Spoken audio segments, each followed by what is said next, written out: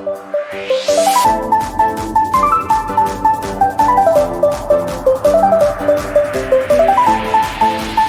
yang baik, pagi ini kami naikkan puji syukur kepadamu oleh lawatan-Mu di tengah-tengah kami. Dan pagi hari ini kami buka hati kami, telinga kami untuk mendengarkan Engkau berbicara kepada kami. Berfirmanlah ya Tuhan, agar kami boleh bertumbuh di dalam kehidupan pelayanan kami, di dalam kehidupan pribadi lepas pribadi, di dalam kehidupan sehari-hari kami kan boleh berjalan dalam kemenangan bersama Tuhan, oleh karena kami memiliki firman yang hidup. Terima kasih Tuhan. Pagi hari ini kami serahkan pemberitaan firman Tuhan. Biarlah Roh-Mu yang kudus menguasai seisi ruangan ini. Malaikat-malaikat kudus-Mu juga menjaga kami. Dan biarlah setiap pribadi dipenuhi dengan firman. Berbicaralah kepada kami ya Tuhan, kami siap mendengarkan firman. Di dalam nama Tuhan Yesus Kristus kami berdoa. Haleluya. Amin. Silakan duduk. Shalom. Shalom. Puji nama Tuhan. Saudara-saudara dikasih Tuhan, hari ini firman Tuhan saya beri judul melayani lebih sungguh. Biarlah melalui firman Tuhan pada hari ini kita semakin giat melayani Tuhan, memberi hidup kita hanya untuk kemuliaan nama Tuhan. Mari kita bersama-sama membuka Alkitab kita dari kitab 1 Petrus pasal yang kedua. 1 Petrus pasal 2 ayat 18 sampai ayat yang ke-25. 1 Petrus pasal 2 ayat 18 sampai 25. Demikian firman Tuhan. Hai kamu hamba-hamba, tunduklah dengan penuh ketakutan kepada Tuhanmu, bukan saja kepada yang baik dan peramah, tetapi juga kepada yang bengis. Sebab adalah kasih karunia jika seorang karena sadar akan kehendak Allah menanggung penderitaan yang tidak harus ia tanggung. Sebab dapatkah disebut pujian jika kamu menderita pukulan karena kamu berbuat dosa? Tetapi jika kamu berbuat baik dan karena itu kamu harus menderita, maka itu adalah kasih karunia pada Allah. Sebab itulah kamu dipanggil, karena Kristus pun telah menderita untuk kamu dan telah meninggalkan teladan bagimu, supaya kamu mengikuti jejaknya. Ia tidak berbuat dosa, dan tipu tidak ada di dalam mulutnya. Ketika ia dicaci maki, ia tidak membalas dengan mencaci maki. Ketika ia menderita, ia tidak mengancam, tetapi ia menyerahkannya kepada Dia yang menghakimi dengan adil. Ia sendiri telah memikul dosa kita di dalam tubuhnya di kayu salib, supaya kita yang telah mati terhadap dosa hidup untuk kebenaran. Oleh bilur-bilurnya kamu telah sembuh. Sebab dahulu kamu sesat seperti domba, tetapi sekarang kamu telah kembali kepada gembala dan pemelihara jiwa. Demikian firman Tuhan. Berbahagialah kita yang sudah mendengar dan memeliharanya serta melakukannya di dalam kehidupan kita tiap-tiap hari. Saudara-saudara dikasih Tuhan, di dalam kehidupan kita melihat bahwa kita melayani di dalam setiap aspek kehidupan kita. Di dalam pekerjaan, di kantor yang punya kantor, ya, itu adalah sebuah pelayanan yang harus kita kerjakan. Sebagai seorang Kristen yang taat, yang saleh, kita harus melayani dengan baik dalam pekerjaan kita. Bukan asal bekerja atau hanya absensi kehadiran, tapi tidak melakukan apa-apa, tidak berdampak. Inilah panggilan melayani. Pelayanan bukan hanya di gereja. Melayani juga di rumah. Bagaimana kita masing-masing mengambil bagian di dalam keluarga, melayani satu dengan yang lain. Itu adalah sebuah pelayanan. Terlebih lagi di dalam komunitas orang percaya atau gereja. Tuhan Yesus sendiri datang untuk melayani. Di dalam Injil Markus pasal 10 ayat 45, Yesus berkata, karena anak manusia juga datang bukan untuk dilayani. Perhatikan, Yesus sendiri berkata bahwa dirinya datang bukan untuk dilayani. Dia datang ke dunia ini, dia menjadi manusia, datang bukan untuk dilayani. Dikatakan melainkan untuk melayani. Jadi dia datang untuk melayani dan untuk memberikan nyawanya menjadi tebusan bagi banyak orang. Yesus sendiri datang ke dunia ini untuk melayani. Bahkan dikatakan dia memberikan nyawanya menjadi tebusan bagi banyak orang, bagi saudara dan saya. Dan sebelumnya di dalam ayat 43 dikatakan, tidaklah demikian di antara kamu.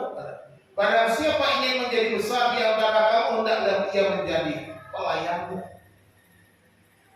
Dia mengingatkan para murid supaya kalau kamu mau menjadi lebih besar di antara yang lain, kamu harus menjadi pelayan.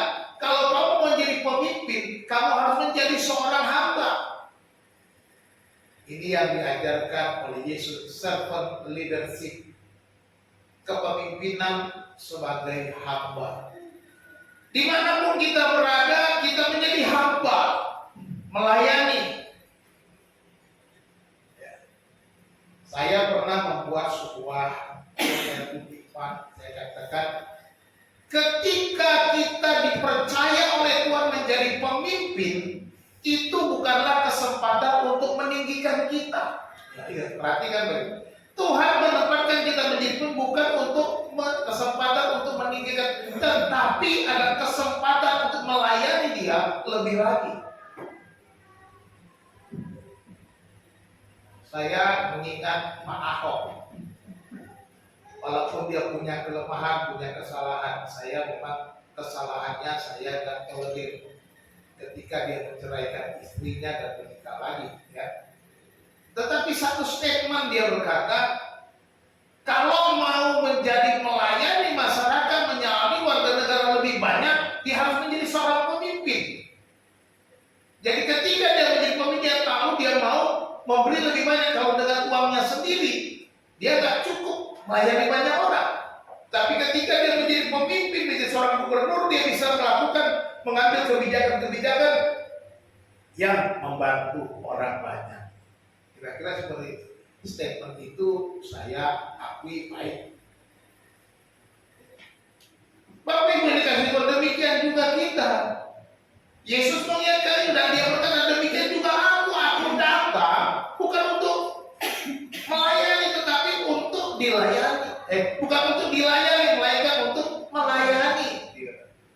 Dia datang untuk melayani dan menyerahkan nyawanya bagi tebusan bagi banyak orang.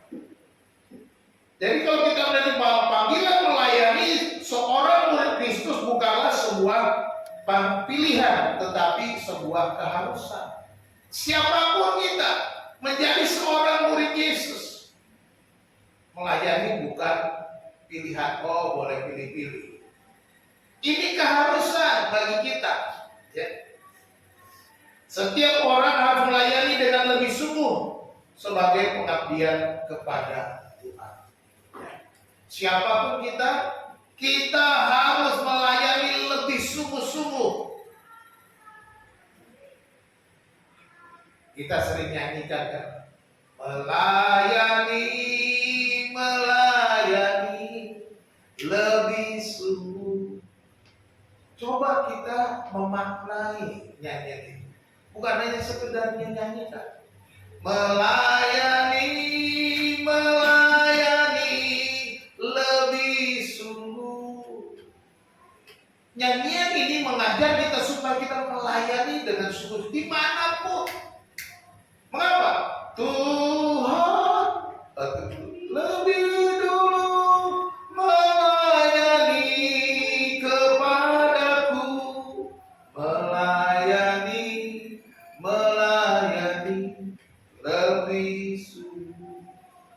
kita melayani lebih sungguh. Ada 3 alasan kita melayani lebih sungguh. Yang pertama, kita melayani karena kita adalah hamba Yesus. Kita melayani karena kita adalah hamba-hambanya Yesus. Ya. Dikatakan di dalam ayat 18, hai kamu hamba-hamba, tunduklah dengan penuh ketakutan kepada Tuhanmu, bukan saja kepada yang baik dan ramah, tetapi juga kepada yang bengis. Perhatikan di sini digunakan kata hamba-hamba, doulos, budak. Orang yang posisinya sebagai seorang hamba itu adalah hamba pada waktu itu orang yang menyerahkan seluruh hidupnya kepada tuannya. Dikatakan sebagai hamba, tunduklah kepada Tuhanmu, bukan saja kepada yang baik dan ramah, tetapi juga kepada yang bengis. Perhatikan kata tunduk di situ. Digunakan kata hupotasso. Tunduk itu artinya menempatkan diri di bawah. Tunduk itu benar-benar tunduk, kita menempatkan diri kita berada posisinya di bawah orang lain. Ini dikatakan ketika berkata tundukkanlah dirimu, kita menempatkan diri kita benar-benar rendah. Inilah posisi seorang hamba. Jangan pernah kita menempatkan diri kita tinggi daripada orang lain, tetapi lebih rendah daripada orang lain. Kita tunduklah kepada dengan penuh ketakutan kepada Tuhanmu. Makanya saya katakan tadi, melayani juga di tempat kerja, melayani di mana kita berada. Kita harus melakukan pekerjaan kita dengan sepenuh hati, dengan sungguh-sungguh, karena kita dikatakan tunduk sepenuhnya tanpa ada perlawanan. Karena menempatkan diri di bawah. Itu kalau menempatkan diri di bawah. Lalu dikatakan dengan penuh ketakutan.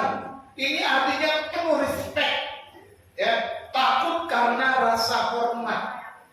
Jadi bukan ketakutan oleh karena yang lain, oleh karena dia bengis, pemarah, dia kita takut, bukan itu.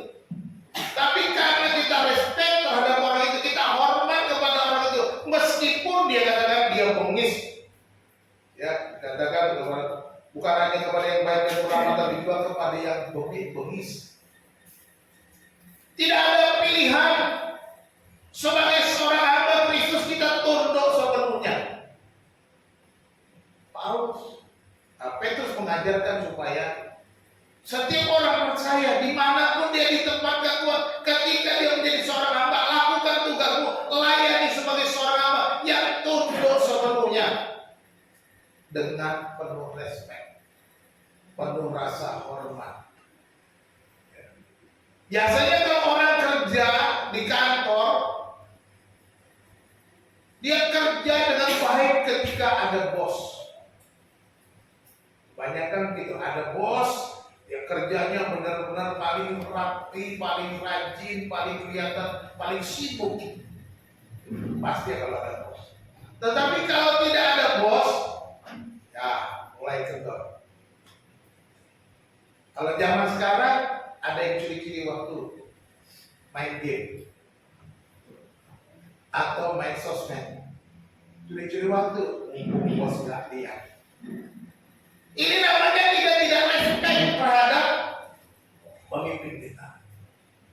Ketika tugas diberikan, mari kita respect, hormat kepada pemimpin kita.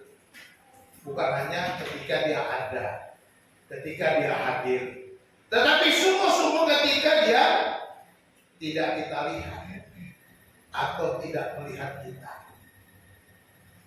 Mungkin itu perlunya ada CCTV kali di setiap ruangan kantor, supaya setiap karyawan kerja dengan baik, sehingga setiap orang dinilai berdasarkan CCTV. Jadi mari kita penuh ketakutan, itu artinya takut dengan rasa hormat.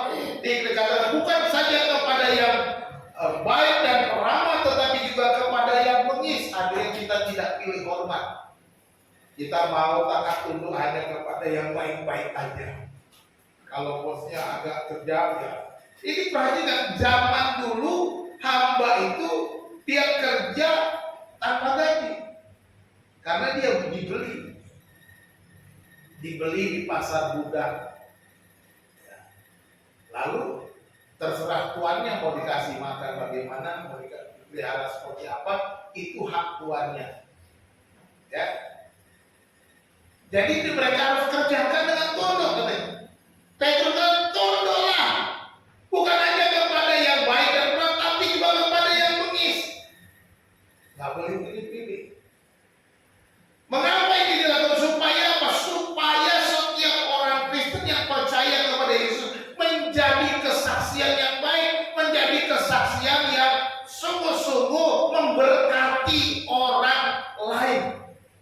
Seperti mungkin saudara masih ingat, saya pernah cerita ada seorang karyawan cuma cuma OB, tukang bersih-bersih, tukang sapu, datang lebih dulu pagi-pagi di kantor, masuk lebih dulu daripada orang lain karena dia harus membersihkan ruangan dan lain sebagainya, menyiapkan segala fasilitas.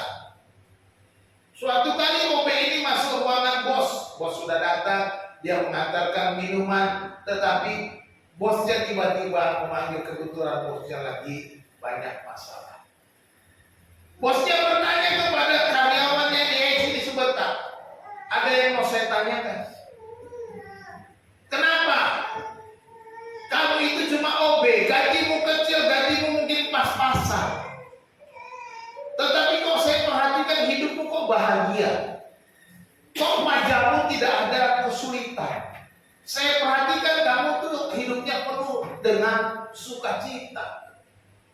Bosnya bertanya kepada sang OB. Perhatikan, ketika OB itu melakukan pekerjaannya dengan baik, dengan sukacita, tanpa beban apapun, dia jadi berkat bagi bos. Menjadi pertanyaan bagi bos. Dan apa jawab OB? Dia cuma jawab kata, saya sih orang Kristen, Pak. Dia tidak jawab kenapa, tapi karena saya orang Kristen. Dia mengatakan saya ini orang Kristen, maka saya harus bertanggung jawab. Saya ini orang Kristen, saya melakukan pekerjaan saya sebagai hamba dengan sepenuh hati, dengan sukacita. Saya orang Kristen mendapat sukacita dan sejahtera bukan karena gaji saya, bukan karena penghasilan saya, tetapi karena Yesus yang sudah menyelamatkan saya. Akhirnya bos itu bertanya, kalau gitu bagaimana caranya supaya saya jadi orang Kristen? Tolong panggilkan pendetamu supaya saya jadi orang Kristen. Perhatikan, berkat karena melakukan melayani dengan baik, melayani dengan penuh sukacita, melayani dengan penuh hormat, penuh respek. Walaupun ada bos atau tidak ada bos, dia datang dengan tepat waktu. Dia memberikan pelayanan yang baik kepada bosnya, jadi tidak ada pilih-pilih. Ya kalau engkau tidak tahan dengan bos yang bengis, ya pindah dibayar supaya bosmu ganti. Kan gitu kan, risikonya kau cari-cari lagi. Tapi lakukanlah pelayanan dengan baik di mana kita ditempatkan. Di dalam Kolose pasal 3 ayat 23 Rasul Paulus mengatakan, apapun juga yang kamu perbuat, perbuatlah dengan segenap hatimu seperti untuk Tuhan dan bukan untuk manusia. Apapun juga yang kamu perbuat, perbuatlah dengan segenap hatimu seperti untuk Tuhan dan bukan untuk manusia. Lakukan tugas pelayanan seperti untuk Tuhan, bukan untuk manusia. Ini yang dijanjikan oleh Tuhan. Ini yang dilakukan oleh si OB tadi. Bukan lakukan untuk manusia. Maka dia katakan, saya sih orang Kristen. Dia langsung menyatakan identitasnya bahwa sebagai orang Kristen saya harus penuh sukacita. Sekalipun pekerjaan saya rendah. Ini yang harus kita lakukan. Jadi apapun pekerjaan dan tanggung jawabmu, lakukanlah sebagai hamba Kristus. Lakukanlah sebagai hamba Kristus. Dengan demikian maka kita akan berkenan. Berkenan di mana saja, berkenan dengan bos kita, berkenan dengan orang sekitar kita. Tetapi mungkin ada yang menyakiti kita, memusuh kita, bisa saja. Ada yang berusaha memfitnah kita, menjelekkan kita karena persaingan dan lain sebagainya, bisa saja terjadi. Tetapi tetap lakukan pelayananmu dengan baik. Jadi melayani karena kita adalah hamba Kristus. Itu yang pertama. Yang kedua, kita melayani karena kita adalah karena anugerah. Karena anugerah dari Tuhan Yesus. Anugerah Kristus. Di dalam ayat 19 dan 20 dikatakan, sebab adalah kasih karunia jika seorang karena sadar akan kehendak Allah menanggung penderitaan yang tidak harus ia tanggung. Sebab dapatkan disuruh pujian jika kamu menderita pukulan karena kamu berbuat dosa. Tetapi jika kamu berbuat baik dan karena itu kamu menderita, maka itu adalah kasih karunia pada Allah. Saudara-saudara, kata kasih karunia itu adalah charis atau anugerah. Jadi panggilan pelayanan kita ini adalah anugerah, pemberian. Ya. Tuhan memberikannya karena ini anugerah. Sekalipun kita mengalami tekanan. Kalau kita membaca surat Petrus ini merupakan nasihat atau dorongan supaya orang percaya tetap kuat meskipun menderita. Karena gereja-gereja yang disurati Rasul Paulus saat itu sedang dalam kesusahan, mengalami penderitaan, mengalami aniaya yang berat. Banyak yang dikejar, banyak yang dianiaya, dibunuh, bahkan ada yang mati. Tetapi Petrus mengajarkan tetap kuat, tetap melayani, tetap nyatakan dirimu sebagai orang percaya. Dan ini adalah anugerah. Jika kamu menderita karena berbuat baik, ini adalah anugerah. Masa Tuhan berinya aniaya, Pak? Masa Tuhan kasihnya penderitaan, Pak? Masa itu anugerah? Pertanyaannya tentu kita berpikir pula. Kalau begitu nggak enak dong jadi orang Kristen. Ya ini kenyataan yang terjadi pada waktu surat ini ditulis. Mereka dalam penderitaan, mereka supaya tetap bertahan sekalipun menderita, sekalipun kesulitan, sekalipun dianiaya, mereka tetap bertahan, imannya tetap teguh. Dan ini adalah anugerah kita. Sebab adalah kasih karunia jika seseorang karena sadar akan kehendak Allah menanggung penderitaan yang tidak harus dia tanggung. Ya. Kita menanggung yang tidak harus kita tanggung. Oleh karena nama Yesus, berbahagialah orang yang menderita oleh karena namaku, kata Yesus. Bahwa kita kan disebut orang yang berbahagia oleh karena penderitaan tidak harus kita tanggung. Oleh karena nama Yesus, oleh karena kepercayaan kita menderita. Zaman sekarang di dalam instansi-instansi pemerintah juga begitu. Kebanyakan ya mulai berkurang lah. Tetapi selalu ada tawaran. Jadi kalau mau naik pangkat, mau naik jabatan, pindah. Tawaran-tawaran. Saya dengan sendiri kok. Dan pejabat-pejabat teman-teman saya yang ditawarkan naik pangkat, suruh pindah agama, pindah keyakinan, kamu dapat jabatan sampai tempat posisi yang lebih baik. Ini ditawarkan. Artinya kita mengalami tekanan ketika kita bekerja oleh karena iman kita nggak bisa naik jabatan. Kita nggak bisa mendapat karir yang lebih baik, mentok. Kemarin berapa hari, seminggu, 2 minggu yang lalu, saya dengar kesaksian seorang ibu juga begitu.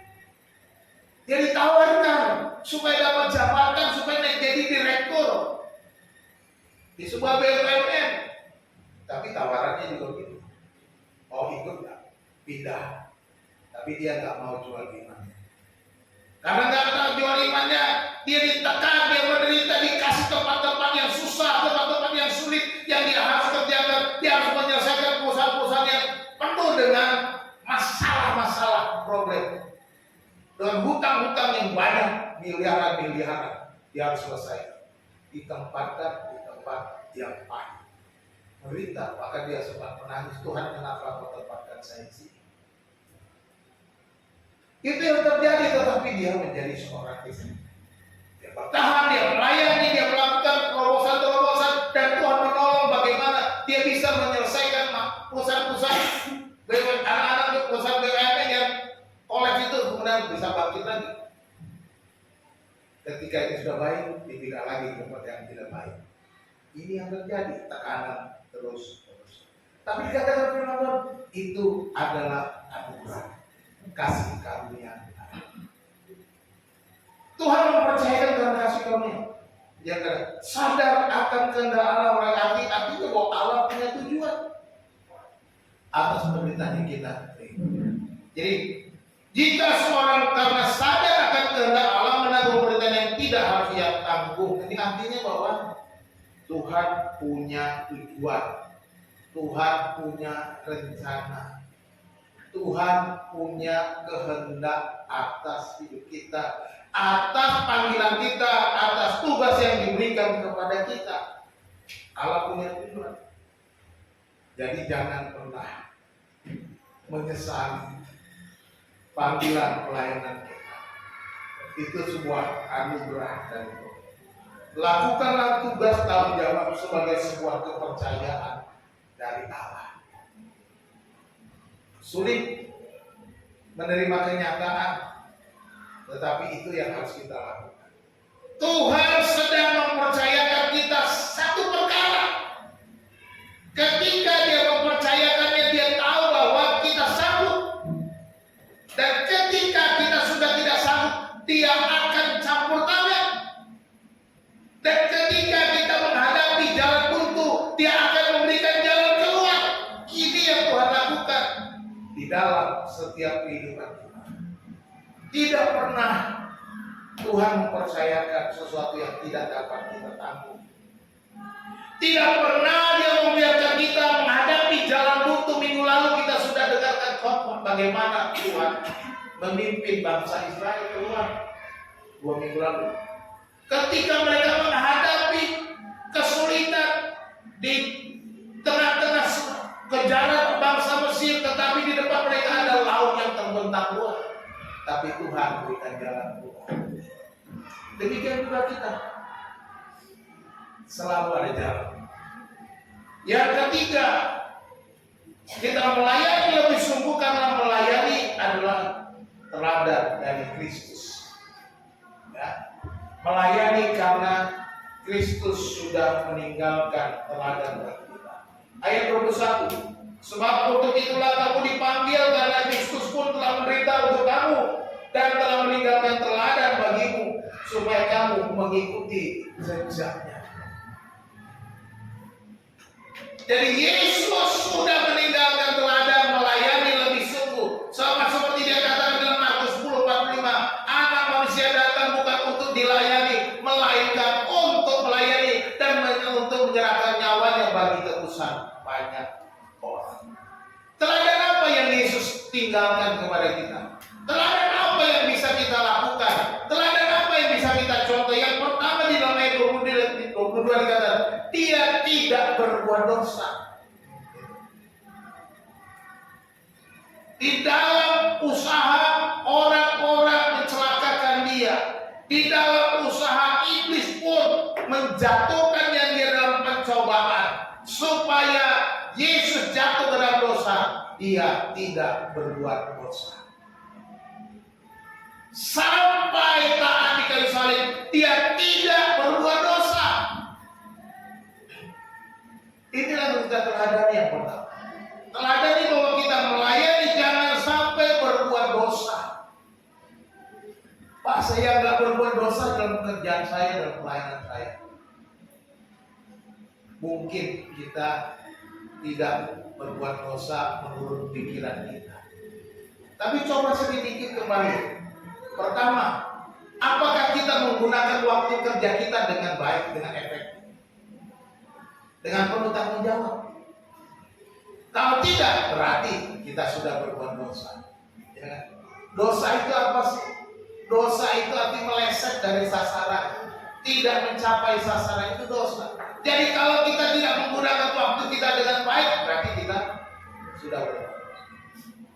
Kemanusiaan kita seringnya begitu kan? Mengabaikan, anggap enteng, dan lain sebagainya. Yang kedua, dikatakan memang dalam ayat 23, ketika ia dicaci maki, ia tidak balas mencaci maki. Tidak membalas dengan caci maki ketika dia dicaci. Dan ketika dia menderita, dia tidak mengancam. Itu yang ketiga, tidak mengancam. Dia tidak mengancam balik, tapi dia melakukan yang terbaik. Ketika di Taman Getsemani, dia ditangkap. Seorang muridnya memotong telinga dari orang yang mau menangkap Yesus. Yesus justru menurunnya sabukkan pedang, dan Yesus pun menempelkan telinga. Ketika dia ditangkap, dia diadili. Ketika diadili, dia dianiaya, dicambuk berkali-kali. Dia tidak mengancam balik. Inilah yang harus kita lakukan. Dia yang berikutnya, dia memikul dosa kita di kayu salib. Ayat yang ke-20. Yesus memikul dosa kita. Dikatakan, dan oleh bilur-bilurnya kamu sudah sembuh. Jadi mari kita benar-benar melayani Tuhan. Karena Yesus sudah meninggalkan teladan. Yesus sudah memberi contoh kepada kita. Yesus sudah lebih dulu melayani kita. Yesus memberikan nyawanya bagi kita. Yesus memberikan hidupnya bagi kita, supaya kita pun juga seperti Yesus melayani sebagai ketaatan kita kepada Tuhan. Dan akhirnya berikutnya membawa kita kepada gembala dan pemelihara jiwa kita di dalam ayat yang ke-25. Yang tadinya kita sesat seperti domba yang sesat, tetapi karena Yesus, dia membawa kita kepada gembala dan pemelihara jiwa kita, sehingga kita mendapatkan rasa nyaman, keselamatan yang kekal. Dan oleh sebab itu, saudara dikasih Tuhan, mari kita melayani dengan lebih sungguh. Karena Yesus sudah lebih dulu melayani kita, Yesus sudah lebih dulu memberikan hidupnya kepada kita, maka kita pun harus juga melayani dengan sungguh-sungguh. Lakukanlah tugas tanggung jawab seperti Kristus yang sudah berkorban dan meninggalkan teladan. Apapun panggilan kita, melayani di mana.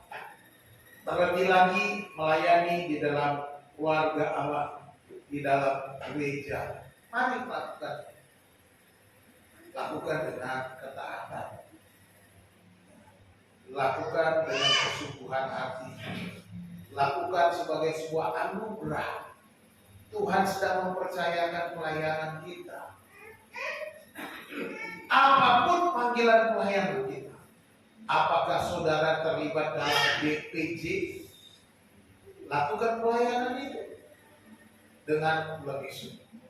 Ataukah pelayanan saudara di dalam panitia Natal? Lakukan itu dengan baik. Atau tugas-tugas yang lain dalam pelayanan kita, lakukan dengan baik, dengan penuh dedikasi, tanggung jawab. Kesimpulan melayani lebih sungguh. Yang pertama, karena kita adalah hamba. Menjadi hamba, kita melayani dengan hormat, rasa hormat. Ya. Jangan mencari keuntungan, tetapi melayani segenap hati sebagai hamba yang tunduk dan taat. Ya. Seorang hamba dia tidak cari untung. Dia hanya tahunya tunduk dan taat. Itu sikap seorang hamba. Yang kedua, kita melayani lebih sungguh karena pelayanan itu adalah anugerah dari Tuhan. Ya. Melayani dengan harga. Ya. Artinya kita harus membayar harga.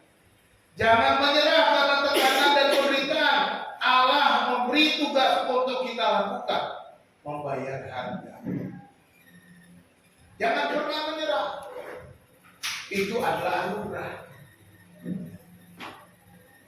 Yang ketiga, kita melayani lebih karena Kristus sudah meninggalkan teladan. Melayani dengan humble. Saya supaya hak semua hormat, harga, dan ini melayani dengan humble supaya hak semua. Pakai bahasa Inggris saja terpaksa.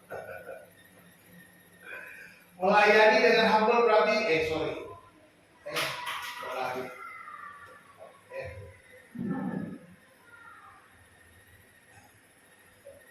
jangan pernah menilai apa yang kita perbuat, tetapi lakukanlah semuanya dengan rendah hati. Jangan, aku sudah ini. Aku sudah melakukan ini. Tidak usah lagi merasa sudah berjasa. Tapi lakukanlah semua dengan rendah hati, humble. Ya. Jadi lakukan pelayanan dengan kerendahan hati. Inilah melayani lebih sungguh. Kalau kita mungkin tidak seperti jemaat yang disurati oleh Rasul Petrus, tidak teraniaya dengan fisik. Ya. Jemaat di sana teraniaya secara fisik, menderita secara fisik. Tetapi kita belum sampai seperti itu. Tapi kita harus lebih baik dari mereka. Mereka didorong untuk melayani lebih sungguh, apalagi kita sebagai orang percaya masa kita harus lebih lagi bisa melakukan lebih daripada gereja mula-mula. Amin. Ayat penutup terakhir, ayat 2 Timotius pasal 4 ayat 5. Paulus menasihatkan kepada Timotius, tetapi kuasailah dirimu dalam segala hal. Kuasailah dirimu dalam segala hal. Sabarlah menderita. Masih diingatkan, Pak. Saat itu Timotius menjadi gembala di Efesus. Sabarlah menderita, lakukanlah pekerjaan pemberita Injil dan tunaikanlah tugas pelayanan. Paulus mengingatkan Timotius yang masih muda agar tetap semangat dengan tunaikanlah tugas pelayanan. Ini bukan pilihan, tetapi perintah. Apapun posisi kita, apapun keadaan kita, kita harus tetap melakukan tugas pelayanan kita. Kiranya Tuhan Yesus memberkati kita. Mari kita berdoa. Bapa di surga, Bapa yang baik, kami bersyukur kepadamu atas firman Tuhan yang sudah kami dengar, agar kami melayani lebih sungguh. Tuhan, kami serahkan hidup kami kepadamu. Ampunilah kalau selama ini kami kurang dalam pelayanan kami. Di mana Engkau tempatkan kami, ketika kami bekerja, ketika kami melayani di rumah Tuhan, dalam keluarga Allah. Tuhan, tolong kami supaya kami lebih sungguh lagi. Karena pekerjaan pelayanan yang Tuhan percayakan adalah anugerah yang terbesar yang Tuhan berikan kepada kami sebagai pemberian yang Tuhan percayakan. Terima kasih Tuhan, ajar kami untuk taat dan setia apapun yang Tuhan percayakan. Terima kasih Tuhan, hamba-Mu berhenti berbicara ya Bapa. Terima kasih untuk kebenaran firman Tuhan yang kami sudah baca.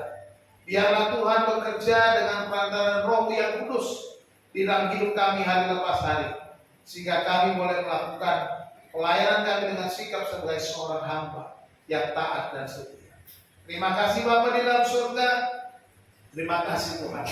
Kami mengucap syukur dan berdoa menyerahkan hidup kami di dalam nama Tuhan Yesus Kristus. Haleluya. Amin.